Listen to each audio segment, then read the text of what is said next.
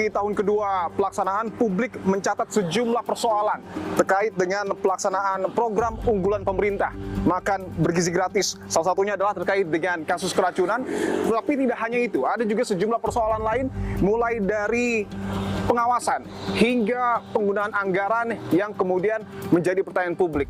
Lalu bagaimana Badan Gizi Nasional menjawab pertanyaan ini? Saya akan tanyakan secara eksklusif kepada Profesor Dadan Hindayana, Kepala Badan Gizi Nasional. Prof, terima kasih untuk waktunya, Prof. Ya, sama-sama. Baik. Selamat datang, Mas Dipo. Saya ingin langsung ke kasus yang paling dekat dan paling baru, Prof. Dadan, bahwa di Jakarta ada kasus keracunan yang diduga akibat MBG.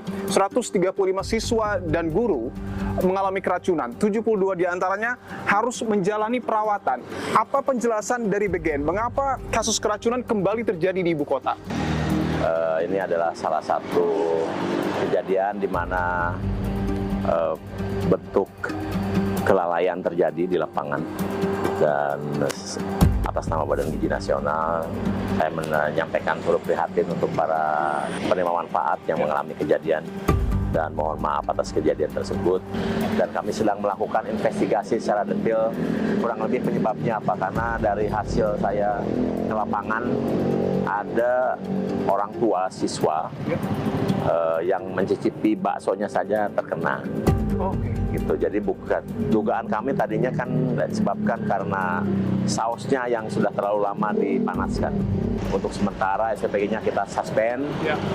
Ada kurang lebih 1.750 SPPG yang kita suspend sementara. 1.750 SPPG disuspend. Seluruh Indonesia. Itu penyebabnya karena IPAL-nya tidak ada, atau belum mendaftar SLHS, atau juga ada juga yang IPAL-nya sudah ada, kemudian sudah daftar SLHS, kualitasnya juga bagus, tetapi sertifikatnya belum keluar lebih dari 1 bulan. Itu pun kami suspend. Kami sedang berusaha untuk meningkatkan kualitas agar keamanan pangannya lebih terjamin. Oke, saya izin tanyakan bahwa sejumlah kasus keracunan yang terus terjadi dalam implementasi program makan bergizi gratis ini, ada yang menyebut bahwa ini merupakan kelalaian dari BGN terkait dengan pengawasan. Ya, begini, kami kan sudah menetapkan SOP, kami menetapkan standar, kemudian kami buat juga juknis. Ya. Nah, memang tantangan bagi kami adalah bagaimana agar ini dipatuhi secara penuh oleh seluruh mitra, seluruh SPPG di seluruh Indonesia. Oke. Jadi memang kami sedang berusaha meningkatkan intensitas tersebut. Ada tanda-tanda perbaikan karena jumlah kasusnya terus menurun ya. Meskipun kita ingin menghilangkan total kejadian tersebut agar masyarakat lebih percaya dengan apa yang kami lakukan. Oke, tentu itu yang akan kita dukung, tapi saya ingin tanyakan Prof, bahwa ada satu lagi hal yang kemudian viral di media sosial dan menjadi perbincangan publik ketika ada perencanaan pembangunan SPPG di Cakung bersebelahan dengan tempat pembuangan sampah.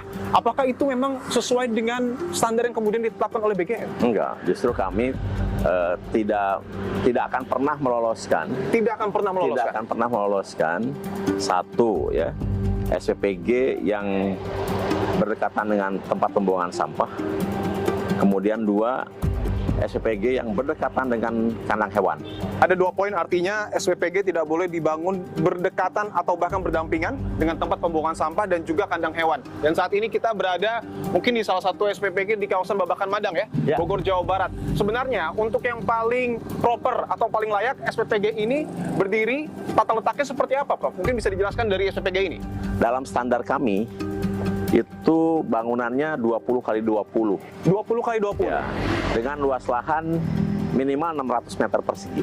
600 meter persegi? Itu standar kami. Oke. Kalau untuk bangunan ini, Prof, mungkin ini terlihat sangat megah ya? Lebih dari cukup. Lebih dari cukup? Lebih mewah sekali kalau menurut saya. Ini standarnya melebihi standar yang ditetapkan oleh Badan Gizi Nasional. Karena luas lahannya sudah hampir 1.200 ini.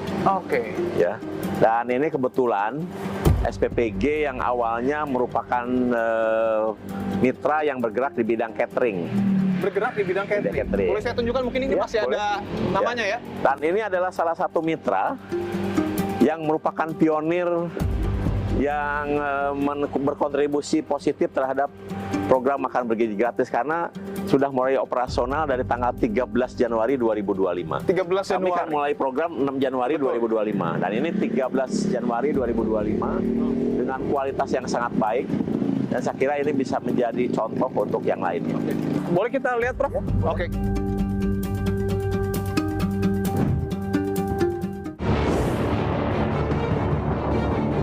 Ketika di tengah efisiensi saat ini dan di tengah ancaman krisis akibat geopolitik, menjadi pilihan yang tepat untuk PGN mengadakan motor listrik dan digunakan oleh Kepala SPPG.